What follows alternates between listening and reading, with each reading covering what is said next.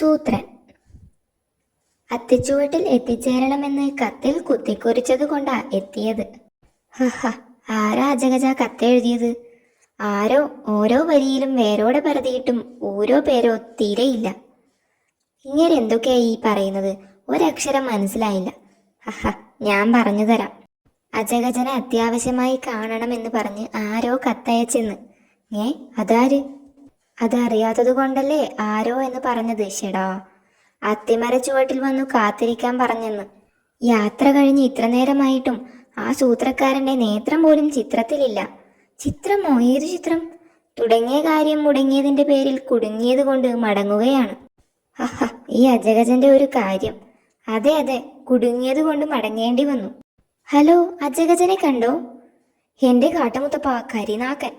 ഞാൻ അങ്ങേർക്കൊരു കത്തയച്ചിരുന്നു കാണാൻ പറഞ്ഞ്. എന്തിനാ? ചുമ്മാ അങ്ങേര് സംസാരിക്കുന്നത് കേട്ടിരിക്കാൻ. ഹിഹി. അജഗജൻ അത്തിമര ചുവട്ടിലുണ്ടായിരുന്നു. ആണോ? ഞാൻ അതുവഴിയാ വന്നത്. അവിടെ ആടുകിടന്ന സ്ഥലത്ത് ഇപ്പോ പൂട പോലുമില്ല. ഹിഹി. പൂടയോ? അതെന്താ? എന്ന് വെച്ചാ രോമം. സൂത്ര, കരിനാക്കാൻ പണി പറ്റിച്ചു. അജഗജൻ വന്നിട്ടുണ്ട് മൂങ്ങവൈദ്യരെ കാണാൻ.